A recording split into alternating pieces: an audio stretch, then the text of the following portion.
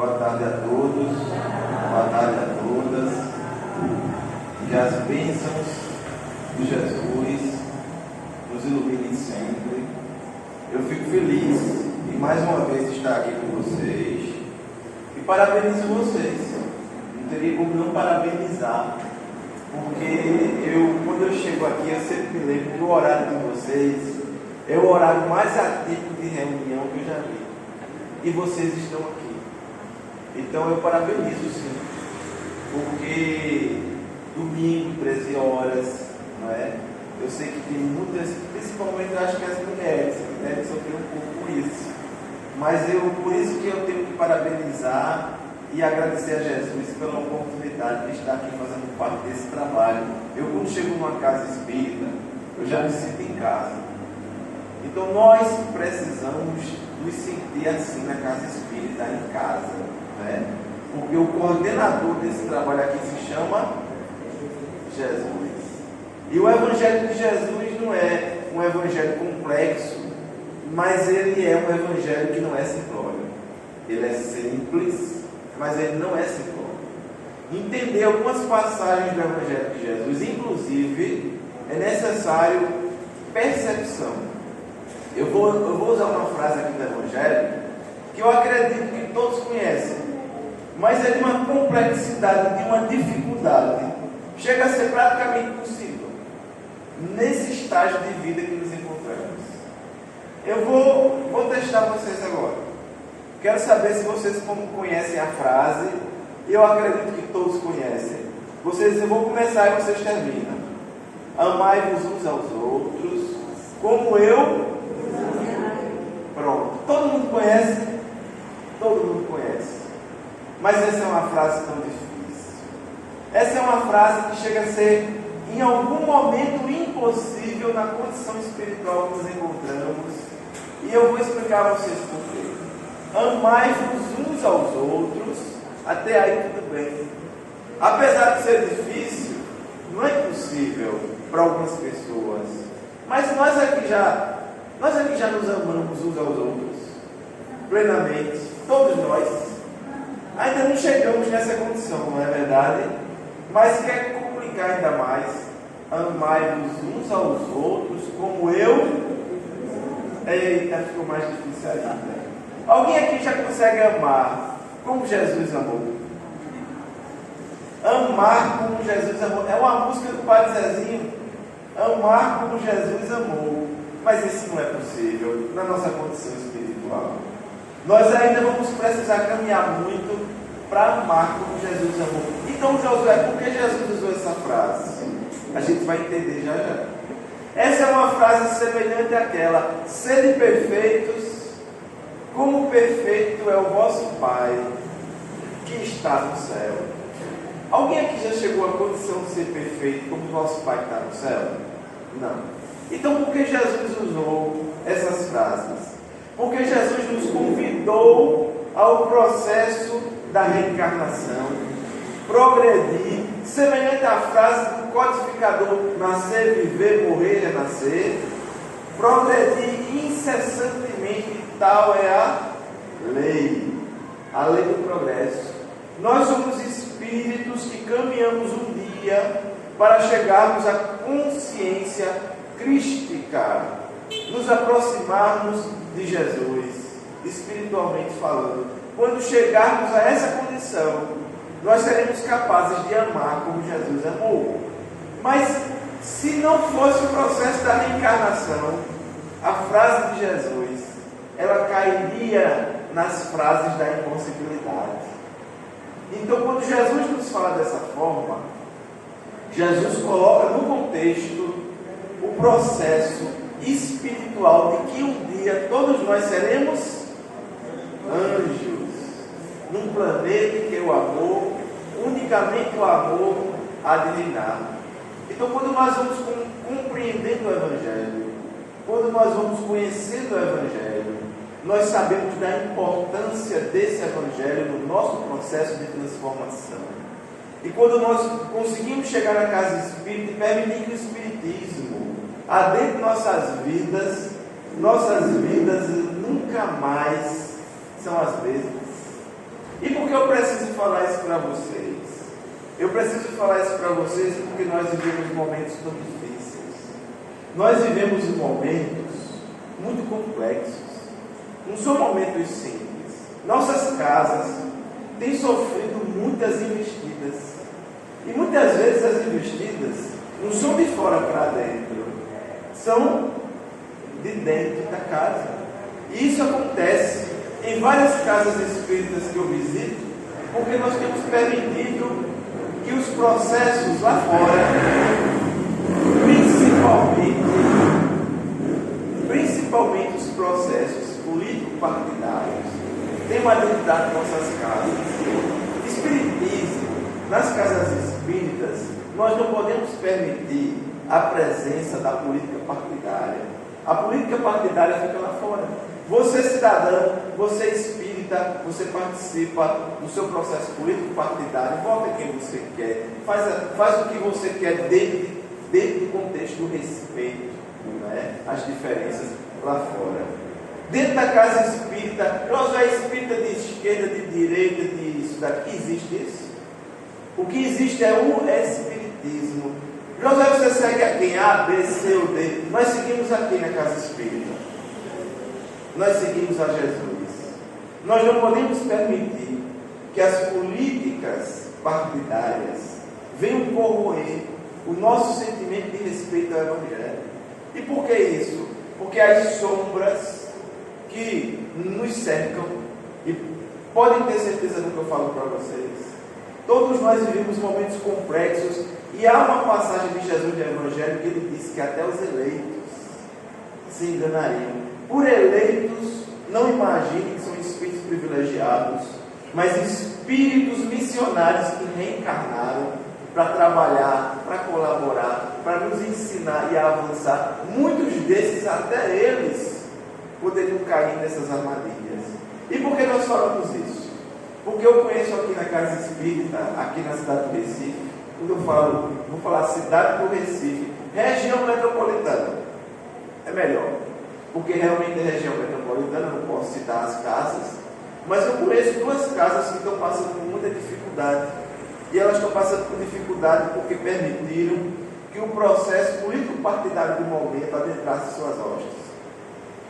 Então começou seus integrantes a fazerem contendas nos grupos de estudos e trabalhos da própria casa, entrar a política, aí um posta um vídeo, outro posta outro, um faz isso, outro faz aquilo, eles começam a brigar, um começa a sair do grupo, outro começa a se desencontrar no grupo, e essas pessoas vão participar de uma reunião mediúnica, onde é necessário um equilíbrio emocional, espiritual, um respeito, uma compreensão do Evangelho, e conversar e dialogar com os espíritos, se eles não conseguem mais dialogar entre eles mesmos.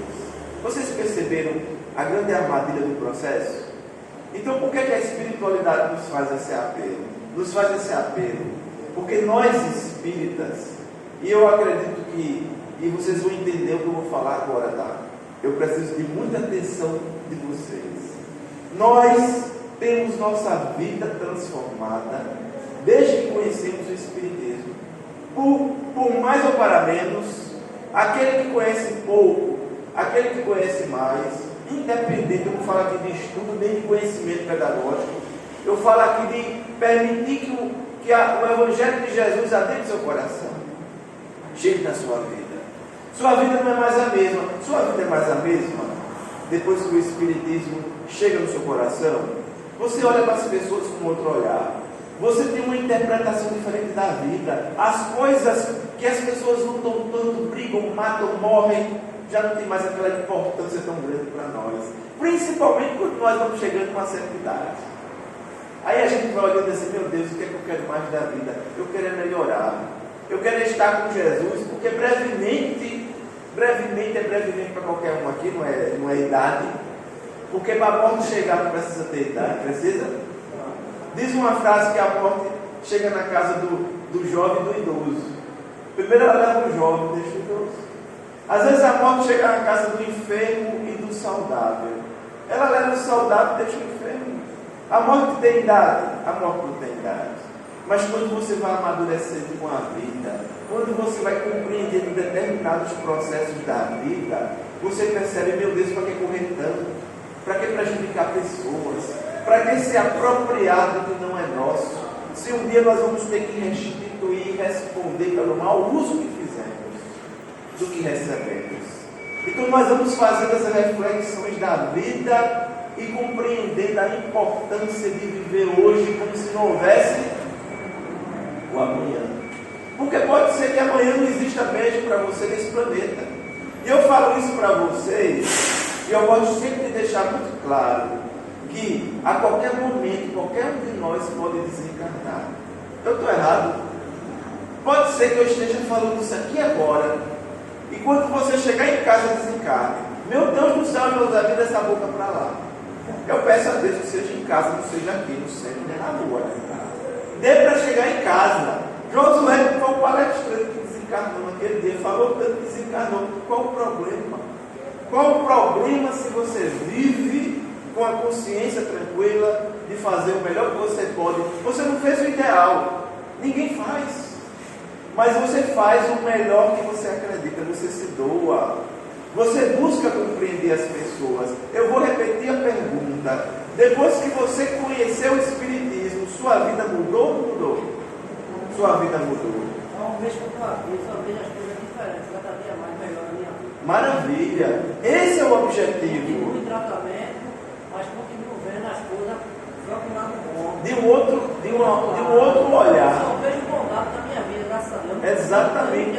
E você vai observando as pessoas e percebendo isso só tem melhorado na minha que vida. muitas vezes na maldade elas não são realmente más, são ignorantes, né? Porque quando Jesus está na cruz, Jesus diz assim: Pai, perdoa-lhes, porque não sabem o que fazem. Porque se soubessem o que iria lhes aguardar por levantar a mão para agredir o irmão, ninguém levantaria a mão para agredir o irmão. Ninguém usaria a língua para mentir, denegrir. Ninguém usaria a língua para caluniar, para fazer mal às pessoas. Ninguém usaria. Nós usaríamos a língua para espalhar a mensagem do Evangelho, do amor, da compreensão. Esse é o objetivo e a transformação que o Espiritismo trabalha em nossas vidas. E por que eu estou falando isso para vocês? Porque se o Espiritismo é tão bom para cada um de nós, o nosso compromisso, sem fanatismo, sem fundamentalismo, é no trabalho, em casa, na rua, no trânsito, aonde quer que você chegue, você implantar a semente do Evangelho.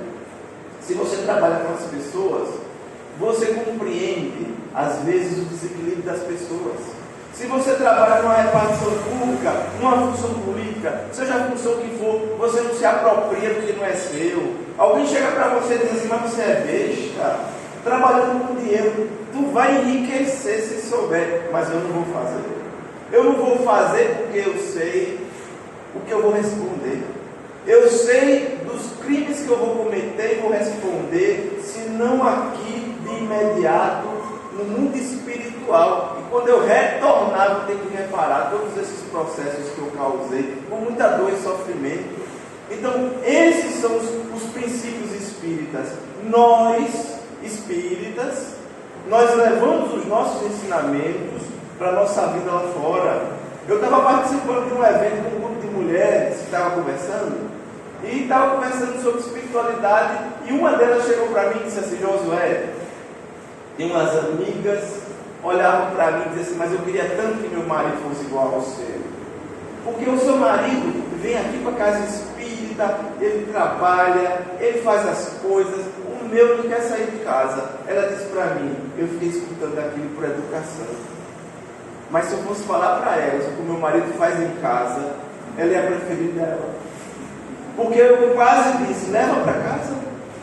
Se meu marido é tão bom, fica com ele. Eu só não aceito devolução, porque se ela passar uma semana com ele, que aqui no centro espírita é tão solícito, risonho, parece propaganda de creme dental quando ele fala. Ele fica com aquele sorriso na boca, mas quando chega em casa é outra pessoa. Esse não é o ensinamento que o Espiritismo nos traz. Nós não podemos ter uma máscara aqui, outra máscara ali, outra máscara em outro lugar. Nós precisamos compreender a mensagem de Jesus quando falou sobre os sepulcros, caiados de branco por fora e podres por dentro. Nós não podemos falar sem compreender a importância de colocar em prática os nossos ensinamentos. Então o objetivo do Espiritismo é transformar você para onde quer que você chegue. Você seja um agente de transformação. Se não pela mensagem, você não precisa nem falar. Josué não gosta nem de falar. Você não precisa. Mas se as pessoas perceberem que você é uma pessoa que faz o melhor que você pode fazer no seu trabalho, seja o seu trabalho na função mais rica da mais simples. Josué, eu só faço arrumar o lixo. Eu chego recolhendo o lixo na casa das pessoas. Me chamam de gari, mas eu sinto como Jesus me ajuda, porque me deu esse emprego. É uma oportunidade que eu tenho, eu faço com alegria, eu faço o melhor que eu posso. Eu me sinto honrado pelo meu trabalho. Esse é o Evangelho, o ensinamento do Evangelho. Não importa o que você faz, importa como você faz. Quantas pessoas estão envergonhando a própria encarnação, adquirindo compromissos que vão reparar com muita dor e sofrimento, porque estão em funções públicas se apropriando do que não lhes pertence. O espírita, não importa o que ele faz, importa como ele faz, o amor que ele coloca no seu trabalho. Esse é o nosso papel. O que está acontecendo hoje no nosso movimento, muitas vezes a espiritualidade nos alerta, é que está acontecendo, ao invés de da casa espírita você levar o ensinamento espírita lá para fora, o ensinamento lá de fora que chega na casa espírita. Então, se tem um partido político que diz que você tem que andar de cabeça para baixo dentro do centro, então as pessoas acham que a gente agora tem que andar de cabeça para baixo dentro do centro. Se o partido político A apoia a tese mais absurda, tem pessoas que querem trazer essa tese mais absurda para os nossos princípios de vida. E é isso que nós não podemos permitir. Porque o Espiritismo é a doutrina de Jesus. É o cristianismo redivivo. Sabe por que cristianismo redivivo?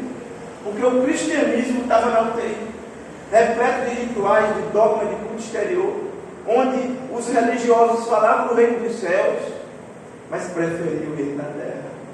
Vem Jesus e nos traz, através do Consolador prometido, a essência do dar de graça, o que de graça recebeste. Então o Espiritismo não é uma doutrina que os seus adeptos, os seus dirigentes vão enriquecer dentro da casa espírita. O objetivo aqui não é enriquecer financeiramente, o objetivo aqui é enriquecer espiritualmente. É você ter a sua vida próspera. Sim, lá fora você trabalha, seja na função que você for, mas você não pertence às condições econômicas do exterior. Você sabe que você é um espírito reencarnado e que recebeu a nível de empréstimo as condições que você tem, porque um dia você tem que devolver. Nós temos que devolver. Nós não estamos aqui para ficar aqui reencarnados para sempre. Alguém aqui ainda acha que vai ficar reencarnado no corpo físico para sempre? Porque nós temos a ideia de imortalidade do corpo físico. Isso aí é natural do espírito. Por que isso é natural do espírito? Porque você é imortal. Então, como você é imortal, você sabe que nunca o seu espírito vai morrer. Seu espírito vai morrer algum dia? Não. Nós somos imortais. Deus não nos criou para morrer. Mas, no corpo físico, o nosso corpo físico é mortal. O nosso corpo físico morre. Tal qual uma roupa que depois de usada por muito tempo não serve mais. O espírito, da mesma forma, o corpo físico ele vai ter que deixar. Até aí vocês compreenderam? E por que nós temos esse instinto de imortalidade no corpo físico? Porque é o espírito que sente. Às vezes você olha aqui fisicamente, vê o vizinho desencarnando, o pai, o avô, o tio, o bisavô, o tataravô, todo mundo vai desencarnar. Você olha assim, mas eu não vou. A gente vive como se nunca fosse desencarnar. Nós vivemos no corpo físico como se fosse para sempre. E às vezes nós ficamos alimentando sentimentos de ódio, de intolerância, de raiva das pessoas, sem perceber que isso nos adoece. Isso nos adoece, nos entristece, nos diminui. Não é essa a proposta da espiritualidade para as nossas vidas. A proposta da espiritualidade para as nossas vidas é que os ensinamentos do Evangelho são palavras de vida eterna, semelhante àquele livro de Chico. Conhece esse livro? Palavras de vida eterna. É lindo, não é? Eu uso muito Evangelho no lar. Vocês todos aqui fazem Evangelho no lar? Acho que a maioria. É perfeito. Você não pode deixar de fazer Evangelho no lar. Porque todas as nossas casas, elas são assediadas. Todos nós temos adversários do passado. Não se lutam. Não se luta. Josué não tem inimigos. Você pode não ter essa encarnação. Mas todos nós, ao longo das encarnações, nós temos adversários e também temos amigos. Temos amigos que torcem por nós, que torcem por você, por mim, que diz assim, vá lá, você vai voltar para cá, para o mundo espiritual, melhor que você foi. O objetivo não é retornar melhor que chegamos. Esse é o nosso objetivo espiritual. Porque eu fiz toda essa conversa com vocês. Porque hoje nós vivemos em um processo que se aproxima, que é um processo político que vai passar. Eu peço a Deus que passe logo.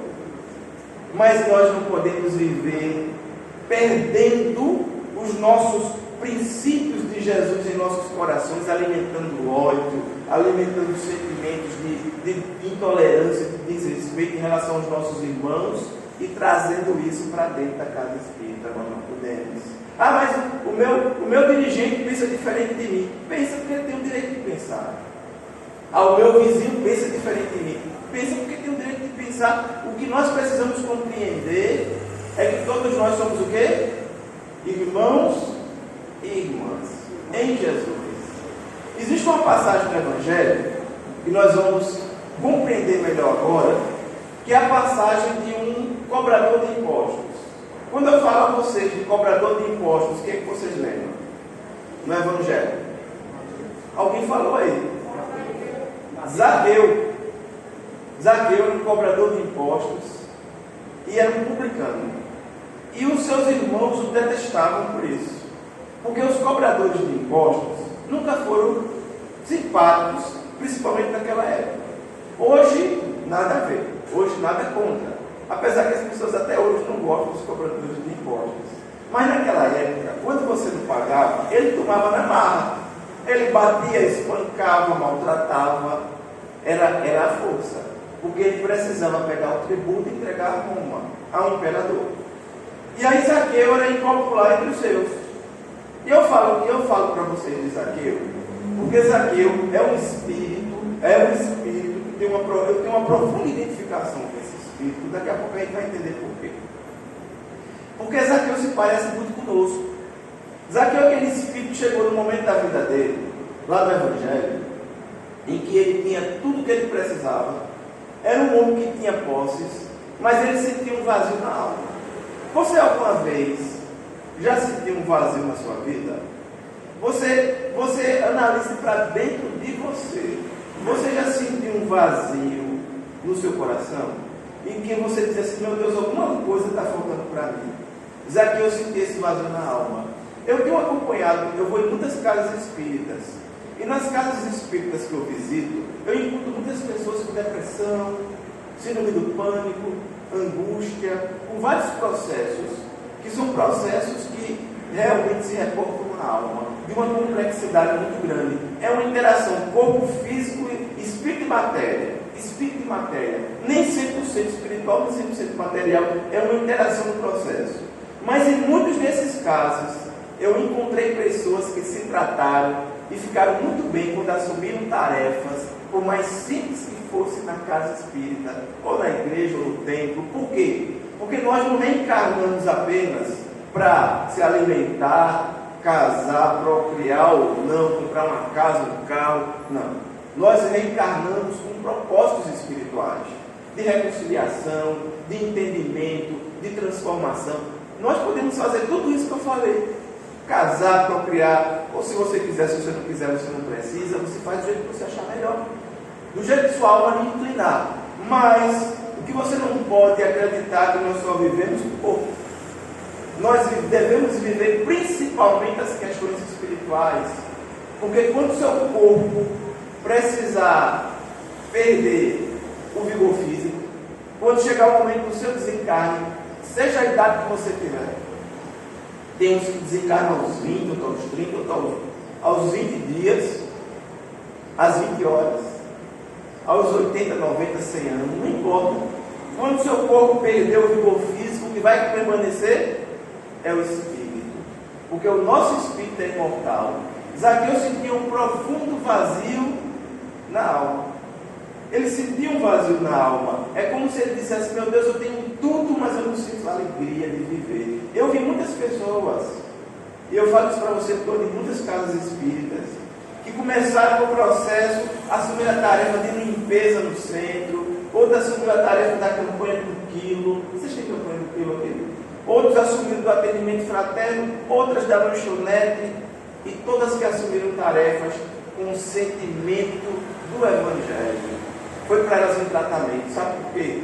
Porque os espíritos que coordenam essas tarefas, e todo o trabalho dentro de uma casa espírita tem uma coordenação material e uma coordenação espiritual. Os espíritos que coordenam essas tarefas, eles passam a se associar mais fortemente a você na sua vida. E a presença deles na sua vida passa para você um pouco do sentimento de felicidade que eles desfrutam. Então você passa a sentir um preenchimento onde antes havia um vazio. Até porque quando a sua alma ela se reencontra com o seu compromisso, com a sua tarefa, com o que nós devemos fazer, nós nos sentimos reencontrados. Zaqueu sentia esse vazio na alma. Ele dizia assim: meu Deus, eu não sei o que é que acontece, mas eu não sou feliz. E alguém chegou para ele um dia e falou: Zaqueu, se você puder, veja Jesus de Nazaré. Dizem que por onde ele passa, ele transforma vidas, e aqueles que o tocam sentem suas vidas transformadas. Mas ele não sabia quem era Jesus. Não sei se vocês concordam, não tinha Facebook na época, e nem Instagram. Ele não sabia quem era Jesus, ele apenas ouvia falar. E ele disse: mas ele é judeu, e os judeus me odeiam, porque eu sou um publicano. Mas ele ficou sentindo no coração que se ele pudesse ver Jesus, a sua vida seria transformada. E ele começou a perceber, crescer dentro da sua alma: meu Deus, se eu puder tocar nesse Jesus, ver Jesus, eu sei que eu vou sentir uma outra vontade de viver. Então ele escuta falar que Jesus vai passar por Jericó. Zaqueu vivia em Jericó. Eu não sei se vocês sabem, mas Jericó é a mais antiga das cidades que nós conhecemos. Jericó é uma cidade de 11 mil anos. É a mais antiga das cidades da humanidade. É Jericó. 11 mil anos. E Zaqueu ouviu falar que Jesus vai passar por Jericó. E aí, quando Jesus vai passando por Jericó, uma multidão se forma. E ele, para ver Jesus, ele precisava passar entre a multidão, porque ele era baixinho. Zaqueu era baixinho. Então, você sabe que se você estiver no meio de uma multidão e você for muito baixinho, você não vai poder ver, porque as pessoas vão ficar na sua frente. O que foi que fez Zaqueu para ver Jesus? Subiu em uma árvore. Não é assim? Você sabe que árvore foi essa? Não. A árvore que Zaqueu subiu era um sicômoro. Era uma árvore muito comum na época. E até hoje, se você for fazer um dia turismo em Israel, eu nunca fui, mas eu pesquisei. E se você for fazer turismo em Israel e visitar a cidade de Jericó, existe lá um sicômoro cercado e que tem uma placa: esse é o sicômoro que Zaqueu subiu. 2000 anos depois, aquele sicômoro é descendente do sicômoro que Zaqueu subiu. Ele está lá até hoje. E eles derrubaram os outros ao redor, mas aquele sicômoro foi preservado e muitas pessoas visitam aquele sicômoro. E nós conhecemos principalmente que Zaqueu subiu numa árvore por causa de uma música. Não tem uma música dos nossos irmãos protestantes evangélicos que falam de Zaqueu? Como é a música mesmo? Alguém lembra? É exatamente assim: como Zaqueu, eu quero o mais alto, só para olhar para ti e chamar para mim. Era o que Zaqueu queria ou não era? Ele queria subir no sicômoro, olhar Jesus e pedir a Jesus que olhasse para ele. Ele disse, mas ele nem sabe que eu existo. Há uma frase no Evangelho que Jesus diz, eu sou o bom pastor. E o bom pastor conhece todas as suas ovelhas ou não? Todos nós somos ou não somos ovelhas desse imenso rebanho planetário de Jesus? Nenhuma das minhas ovelhas se perderá. Jesus nos conhece a cada um de nós pelo nome. Então Jesus conhecia Zaqueu ou não? Conhecia. Então quando Jesus está passando em Jericó, Zaqueu lá em cima da árvore, Jesus olha para ele e diz, desce daí, Zaqueu, eu preciso que me recebas na tua casa. Dizem que Zaqueu nem desceu, ele se jogou, caiu no chão, emocionado, abriu as portas para Jesus e pensou, meu Deus, ele vai entrar na minha casa, ele sabe que eu existo, me chamou pelo nome. Eu imagino a fofoca na época, embora há 2000 anos, né? Porque hoje eu sei que não tem mais fofoca, né? Fofoca é uma coisa de 2000 anos atrás, não é assim mais não é? Ainda tem fofoca hoje. Eu não acredito não, gente. 2000 anos depois ainda tem a fofoca. Ainda é pior, é. Jesus de Nazaré. Mas na época de 2000 anos atrás, eu imagino a fofoca. Os sacerdotes, os religiosos da época, dizendo aos apóstolos, mas o teu mestre vai entrar na casa de um pecador. Teu mestre vai entrar na casa de um homem de má vida. E Jesus só andava com os santos, era? Jesus andava com criminosos, bêbados, meretrizes. Andava ou não andava?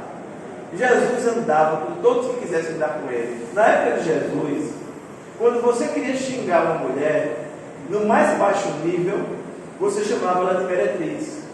Porque meretriz para o povo hebreu tinha um outro significado além do corpo do sexo. Por isso que João, evangelista, lá no livro do Apocalipse, ele vai falar da grande prostituta. Não é que a prostituta fosse uma mulher, mas eles falavam que isso tinha uma ideia de traição. Uma série de processos envolvendo o povo hebreu naquele período.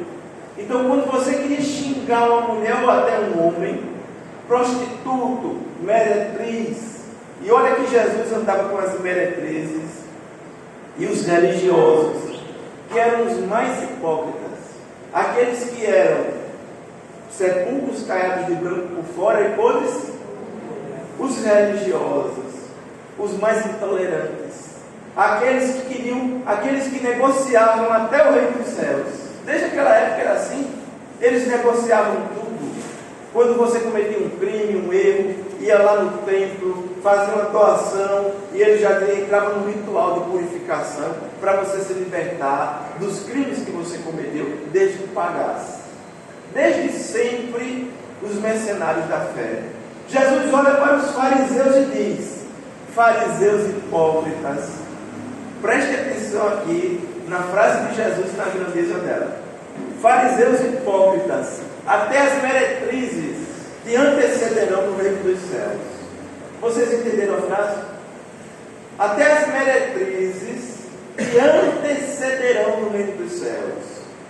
É como se ele dissesse, até as meretrizes que vocês tanto falam, vão chegar primeiro que vocês no reino dos céus.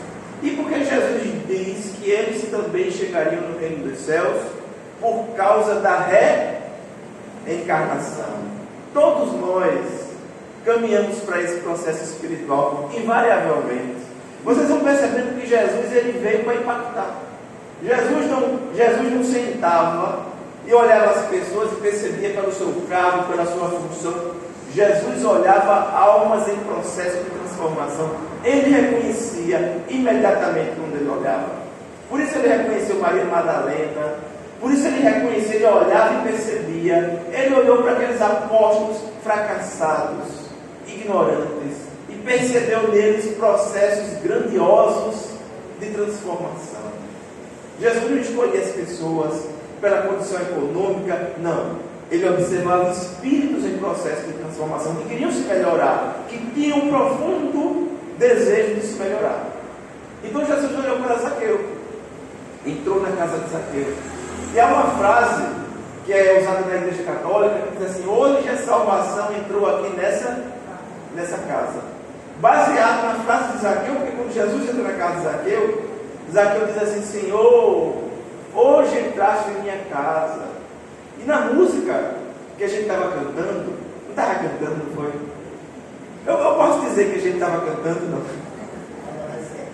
Ele diz mais ou menos assim: entra na minha casa, entra na minha vida. Porque entrar na casa é uma coisa, entrar na sua vida é outra coisa. Quando você faz o evangelho do lar, você convida Jesus à sua casa. E Jesus vai na sua casa. Jesus vai representado pelos espíritos que compõem a sua equipe espiritual. Ele se faz presente na sua casa. Mas é preciso que ele se faça presente na sua vida. E nem sempre nós convidamos Jesus a entrar em nosso coração. Por que, Josué, eu não permito que Jesus adentre no meu coração? Porque quando meu coração está repleto de intolerância, de vingança, de ódio, aí eu estou bloqueando por opção própria a entrada de Jesus na minha vida. Por isso que na música ele diz: entra na minha casa, entra na minha vida.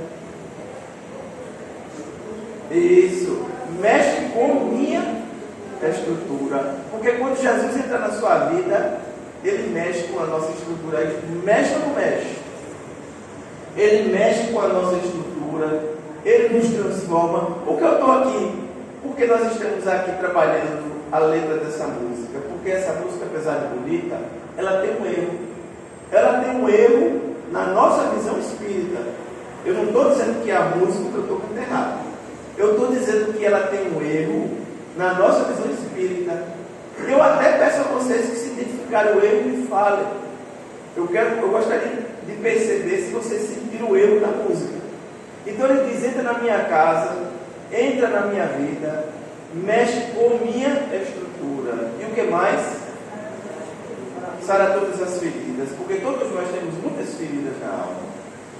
Cada sentimento de ódio, cada sentimento que nos envergonha é uma ferida na nossa vida. E eu sei que cada um tem suas razões. Eu odeio fulano porque fez mal a mim. Eu não estou aqui questionando sua razão. O que eu preciso que você entenda é que nós estamos em um mundo de provas e expiações. E se você está no mundo de provas e expiações, significa que você, nós não somos grande coisa assim. Somos espíritos em processo de transformação. Com muitos erros no passado, todos nós somos espíritos endividados em processo de melhora, e isso nos torna gigantes diante de Deus, porque nós buscamos nos melhorar. Então, todos os processos que acontecem em nossas vidas não é por acaso, eles acontecem por uma razão. Então, quando você adoece, quando alguma coisa acontece com você, a pergunta não é por que comigo. Um dia eu estava com um amigo e ele havia recebido a notícia de que ele ia fazer hemodiálise. Eu não sei se vocês conhecem alguém que faz hemodiálise, mas não deve ser fácil. Filtrando sangue, não é fácil. E ele disse para mim: Josué, por que comigo tantos criminosos, tanto isso, tanto aquilo? Às vezes a gente não fala assim. A pergunta não é por que com você. A pergunta correta é: o que eu preciso aprender com o que está acontecendo comigo? O que eu preciso aprender? Porque o aluno, quando ele não aprende, ele precisa o quê? Repetir. Ele precisa repetir de ano. Ele precisa voltar para fazer novamente. Então, eu estou precisando aprender alguma coisa, ainda não aprendi, vou precisar reaprender. Então, a pergunta correta é: por que comigo? Porque nada acontece por acaso. Se acontece com você alguma situação na sua vida que tem um objetivo, uma perspectiva, quanto antes você aprender a lição, melhor para você passar pelo processo de transformação. Por isso que na música sara todas as feridas, porque são as feridas na alma que nós temos, que nós carregamos, que quando Jesus adentra a nossa vida com compaixão, com misericórdia, com perdão, ela não vai sarar instantaneamente. Mas a partir do momento que você diz assim: Senhor, eu quero, eu desejo, me ajuda, trabalha comigo, faz com que eu reconheça meus erros, que eu reaprenda, que eu possa começar novamente. Esse é o objetivo do Evangelho. E aí eu preciso de vocês me ajudando na música, tá? Se vocês não cantarem, eu vou cantar. Isso sempre funciona. Como é, gente? Entra na minha casa. Entra na minha casa. Entra na minha vida. Para todas as feridas. Me ensinar em santidade. Quero amar somente a ti. Porque o Senhor é meu rei maior. Faz-me dar em mim. Perfeito. Sempre funciona. Quando eu ameaço que vou cantar, todo mundo canta para não me ouvir cantando. Eu devo ter uma voz terrivelmente para cantar. Vocês viram o erro da música? Alguém viu o erro na música? Você viu? Oi? Faça um milagre em mim. Quem faz somos nós, é verdade, minha irmã. Engraçado que você falou uma coisa que ontem eu estava fazendo uma palestra lá em Olinda, no centro espírita chamado Saúde. Não sei se vocês conhecem. E a pessoa de lá disse a mesma coisa que você. Ela disse: faça um milagre em mim. Quem faz o milagre somos nós, com Jesus em nossa vida, mas a decisão é nossa. Mas o erro maior dessa música ainda não é esse. Mas isso que você falou está correto. O erro maior da música é quando ele diz: quero amar somente. Ninguém ama Jesus amando a Jesus. Nós só amamos a Jesus amando nossos irmãos e nossas irmãs. Quem disse isso, Josué? Jesus. Quando ele falou: ao meu lado estarão aqueles que me deram de comer quando eu tive fome, de beber quando eu tive sede, que me visitaram quando preso, quando enfermo, que me receberam quando estrangeiro, que me vestiram quando nu. Mas, Senhor, quando estivesse em nossa casa, não te demos de comer, não te demos de beber, não te visitamos quando preso, não te visitamos quando enfermo. E Jesus vai falar de forma muito forte: afastai-vos de mim, malditos. É forte, não é? Porque tive fome, tive sede, estive preso, enfermo e não me visitastes. Porque todas as vezes que deixaste de fazer isso a quem, gente? A um desses pequeninos, foi a mim que fizeste. Então eu vou reforçar a pergunta para vocês: como é que nós amamos Jesus? Quando nós amamos os nossos irmãos e as nossas irmãs, quando você ama aqueles que estão do seu lado, aqueles que estão na sua casa, aqueles que estão na rua, aqueles que, independente do partido político lá fora, quando entrar aqui na casa espírita, o que é que nós precisamos? Amar. Nós precisamos respeitar. Nós precisamos compreender. Nós precisamos perceber o Evangelho adentrando os nossos corações, a nossa alma. E nós vamos sentir Jesus em nossa vida quando nós começamos a compreender a grandeza da sua mensagem. Por isso que a música, o cantor, com mais respeito que eu tenha, por belíssima, a música é belíssima. A música fala de Zaqueu, um espírito tão caro. Mas nós não podemos amar a Jesus amando só a Jesus. Quero amar somente até egoísmo. Porque Jesus não precisa do nosso amor dessa forma. Jesus precisa do nosso amor representado pelo trabalho junto aos nossos irmãos, perdoando, servindo, trabalhando. Então, quando você vem hoje nessa casa, que você participou de uma campanha, que você tem uma tarefa, que você tem um trabalho, pode ser um trabalho que for, você está servindo a Jesus. Você está trabalhando na sua vida a compreensão do Evangelho. Porque graças a vocês, essa casa permanece de portas abertas. São quantos anos? 76 anos. 76 anos. 76 anos. Meu Deus do céu. É muito tempo. Mas não é muito tempo para o Espírito. Para o Espírito é um sopro.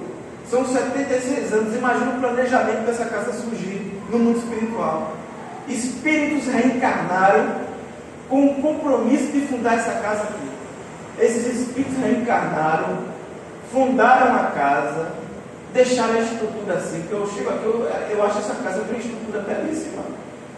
Esse é um auditório que muitas casas espíritas não têm. Eu já fui em casa espírita menor, não é menor do que esse auditório, não, é menor do que metade desse auditório. Eu digo numa casa espírita que o dirigente disse assim para mim: você vai lá falar, Josué? Se for, mas a casa é tão pequenininha. Eu quero dizer a vocês que quando eu cheguei lá, a casa, eu vou dizer aqui, ela era como se fossem essas duas salas aqui. Pequena, pequena. As pessoas se espremiam. E umas 15 pessoas alugou a casa todinha. Ficou gente do lado de fora. Mas estava lá aberto, funcionando, trabalhando, servindo. Meu Deus do céu, que espaço maravilhoso vocês têm aqui. Vocês têm um espaço privilegiado. Estão numa avenida, o espaço é grande. O trabalho para montar essa estrutura aqui, eu fico imaginando que coisa linda para surgir esse espaço. A responsabilidade de vocês para manter é mais gigante ainda. Porque imagina vocês, se um dia essa casa fecha as portas, com vocês, meu Deus do céu, os fundadores começaram do nada, fizeram isso aqui e no nosso período junto à casa ela fechou. Vocês não imaginam a responsabilidade, a gravidade de um processo desse para as nossas vidas. Cada um de nós aqui, ele faz parte de um elemento de trabalho no processo de transformação desses espíritos encarnados e desencarnados que estão aqui. Eu vou perguntar uma coisa a vocês. Alguma vez vocês contabilizaram? É Luiz, né? Não é Luiz o seu nome? Newton. Me perdoe, fiquei dando nome na minha cabeça. Newton me disse, eu perguntei a ele: Newton, vocês anotaram no livrinho o nome dos espíritos desencarnados que já foi assistido nessa casa? Newton me disse: já, estou anotando um por um. Vocês acreditam que ele me disse isso? Não, eu não disse isso, não. É possível anotar isso? Não é. Quantos desencarnados vocês calculam que já foi assistido aqui? Que chegaram em processo de perturbação, desequilíbrio, desde que ela foi fundada. Dá para anotar? Não. Quantos encarnados, agora eu vou fazer mais fácil. Quantos encarnados chegaram aqui com ideia suicida, com depressão, síndrome do pânico, angústia, com ideias de violência, de agressão, com vontade de matar, de morrer? Quantos chegaram aqui em desequilíbrio e foram assistidos? Deu para anotar? Não dá também não. Então, se juntarmos encarnados e desencarnados em todos esses anos, vocês imaginam a quantidade? Graças ao processo de transformação que uma casa espírita de portas abertas e com amor no coração possa ter. Apesar de todas as dificuldades, todas as casas passam por dificuldades. Eu visito muitas casas e todas elas, eu queria dizer para vocês, todas elas não têm vida fácil. Josué, mas eu fui na casa tal, fulano de tal, a casa imensa, que trabalho lindo, as pessoas sorrindo. Pode ter certeza que interiormente no trabalho é muita dificuldade, muitas lutas internas, muitos processos que nós não enxergamos. Mas o que nós precisamos aprender é que, apesar de tudo, Jesus se faz presente em nossas vidas, que o trabalho não pode parar, que nós precisamos persistir. Por que Zaqueu é tão importante, espiritualmente falando? Porque Zaqueu, ele vai deixar tudo para seguir Jesus. Largou tudo para seguir, ele largou, porque quando ele sentiu Jesus perto dele, a vida dele, ele disse: meu Deus do céu, aquele vazio que eu senti, eu sinto mais. Nada disso aqui é importante para mim só é importante te seguir, Senhor. Me permite te seguir, porque quem te segue não se perde jamais. Zaqueu deixou metade de todos os seus bens para os pobres. A outra parte dos seus bens Zaqueu devolveu para todos aqueles que ele tirou. Todos aqueles que eu tirei um, eu vou devolver 4 vezes o que eu tirei. Zaqueu ficou sem nada, mas Zaqueu ficou com tudo, porque Zaqueu seguiu Jesus. E Zaqueu seguiu Jesus seguindo o próprio direcionamento da sua alma, ele abandonou até o nome Zaqueu. Ele adotou o pseudônimo. Qual foi o pseudônimo que ele adotou? Vocês lembram? Ele passou a se chamar irmão Matias. Ele é considerado o 13º ou 14º apóstolo. Aí por que 13º ou 14º? Porque também tem Maria de Magdala, que embora o machismo da época não permitiu que ela fosse considerada uma apóstola de Jesus, não permitiu, mas ela foi uma apóstola de Jesus, das mais ligadas ao Cristo, não por questões de homem e mulher, Jesus não precisava disso, mas porque Jesus enxergava espíritos em processo de transformação, e aquela mulher foi a primeira a ver Jesus, porque a fé dela era robusta. Quando os apóstolos estavam desanimados, depois da crucificação, ela dizia: ele vive, e eu sei que ele vai voltar, porque ele disse que vai. Jesus retorna, se materializa imediatamente para ela, porque a sua fé era muito grande. Jesus volta e fica 40 dias com os apóstolos. Nesses 40 dias que ele ficou com os apóstolos, Jesus ia, voltava, mas ele ficou 40 dias junto aos apóstolos. E existe um lugar para Maria de Magdala na foto, na pintura de Leonardo da Vinci. Quando você vê a obra de Leonardo da Vinci, você vai ver que ele deixou uma brechinha, porque ele não podia encaixar ali na obra, porque seria morto, mas ele deixou espaço para ela. Matias foi um dos apóstolos de Jesus, e Matias desencarna, e ele vai reencarnar como o quinto Celso, depois como o quinto Varro. E qual é a encarnação do nosso movimento espírita que nós mais conhecemos ele? Bezerra de Menezes. Bezerra de Menezes foi o nosso Zaqueu. Esse espírito iluminado, Bezerra de Menezes, que era devoto de Nossa Senhora muito antes de ser espírita. E muitos não sabem porque ele era devoto de Maria, porque ele conheceu Maria, mãe de Jesus, quando ele acompanhou Jesus. Ele sentiu o amor de Maria, e muitos dos apóstolos chamavam Maria de mãe. E ele, desde a encarnação como Zaqueu, ele adquiriu uma afinidade com Maria. Ele volta como Bezerra de Menezes, e ele era devoto de Maria quando ele conhece o Espiritismo, o Consolador prometido. Então ele se sente completo. Bezerra de Menezes é um dos coordenadores espirituais do nosso planeta, e ele fez aniversário agora no final de agosto. Que dia? 29 de agosto. Fizemos aniversário de reencarnação desse espírito que veio para transformar nossas vidas, porque a vida de Bezerra se transformou desde o dia em que ele conheceu Jesus. E que nós possamos, cada um de nós, sentir Jesus em nossos corações. Muita paz para todos e todas.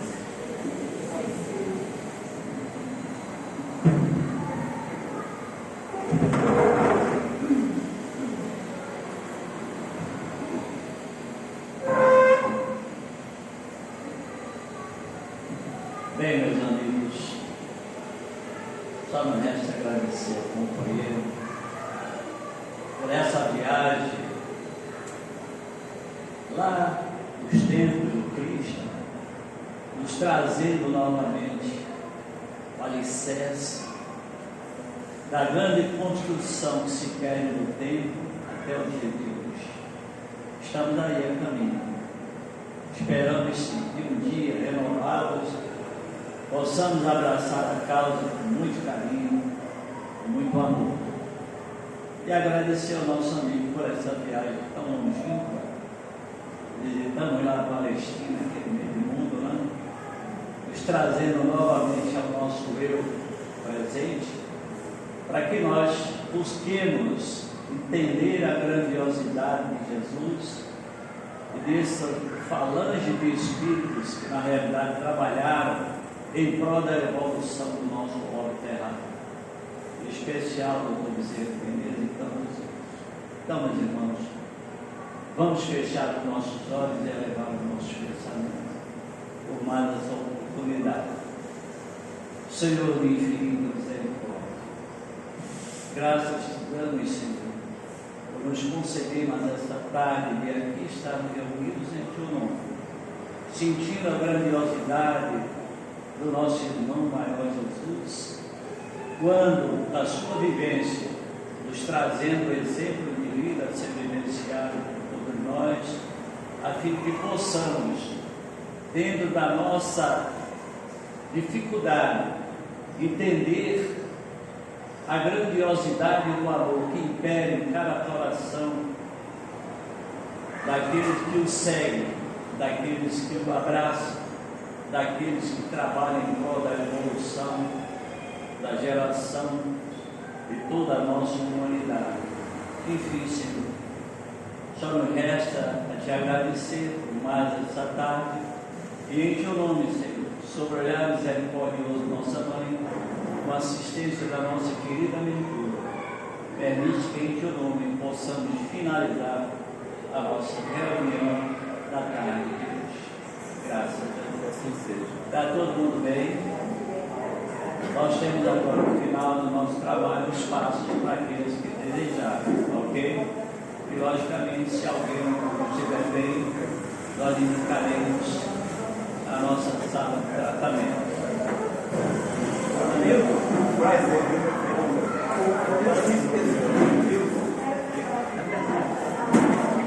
Um abraço, até mais.